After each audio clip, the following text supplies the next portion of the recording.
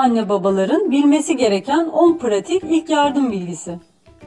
Küçük çocukların ve bebeklerin kendilerini yaralama becerileri oldukça yüksek. En akla gelmeyecek şeyler bile onlar için yaralanma sebebi olabiliyor. Peki böyle durumlarda anne babalar ne yapmalı? Düşmelerde. Çocuklarda kafa üstü düşmeler oldukça tehlikeli olabilir. Eğer kanamaya yol açan şiddetli bir düşme varsa kesinlikle doktora başvurun.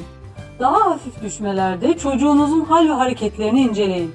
Sendeleme, yalpalama, kusma gibi belirtiler olursa vakit kaybetmeden doktora gidin. Arı sokmaları için. Arı sokmaları bazen ölümcül olabilir. Her türlü alerjik reaksiyona karşı doktora gitmek en doğrusudur. Evde yapabilecek şeyler arının dikenini soktuğu yerden çıkarmak ve bölgeye şişliğinin inmesi için buz kompleksi yapmaktır. Bilek burkulmaları.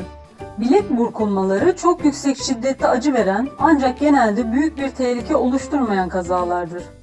Burkulmalarda yapılacak şey ağrı ve şişlik inene kadar düzenli aralıklarla buz kompresi yapmak ve burkulan kolu, bacağı kalp seviyesine yakın tutmaktır.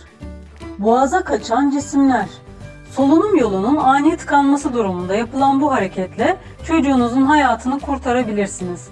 Bu basit ama etkili manevrayı öğrenmek ve uygulamak kolaydır. Yanlışlık yaparak kişiye zarar verme riski yok denecek kadar azdır.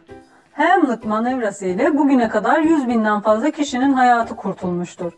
Üst solunum yollarına yabancı cisim kaçan kişinin arkasına geçirir. Yumruk sıkılır ve baş parmak üste gelir. El döndürülerek yumruk kişinin göğüs kafesinin altına yerleştirilir. Kişinin arkasından yumruğa diğer el ile bastırılarak geriye doğru bastırılır. Sıkışan hava cismi itmek için kullanılır.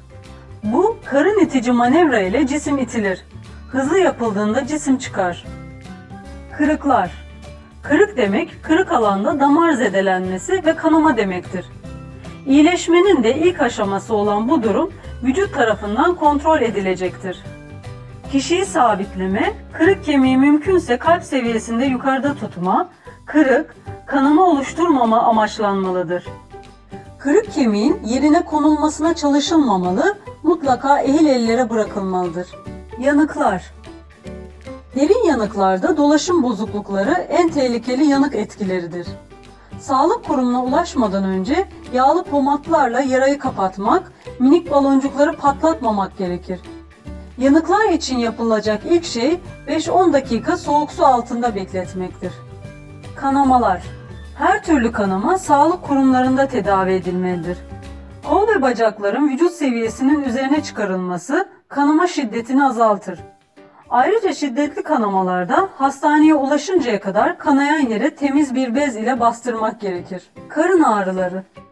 Tekrarlayan karın ağrılarında kesinlikle doktor görmeden ağrı kesici kullanmayınız.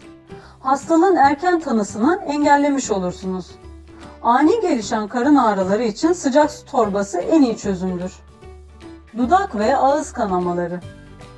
Dudak açılması, ağzın içinde oluşan kanamalar gibi durumlarda eğer yara dikiş gerektirecek boyuttan çok daha küçükse kanamayı durdurmak için yaranın üzerine küp şeker bastırarak kanamayı yavaşlatabilirsiniz. Daha büyük yaralarda doktora göstermek gerekir. Her an her şey olabilir. Küçük çocuklar hareketlidir. En olmayacak şeylerden bile kaza çıkarabilirler. Bütün bu ihtimallere karşı evde her zaman tam teşekküllü bir ilk yardım seti bulundurmak çok önemlidir. Videomu izlediğiniz için çok teşekkür ederim. Kanalıma abone olmayı lütfen unutmayın.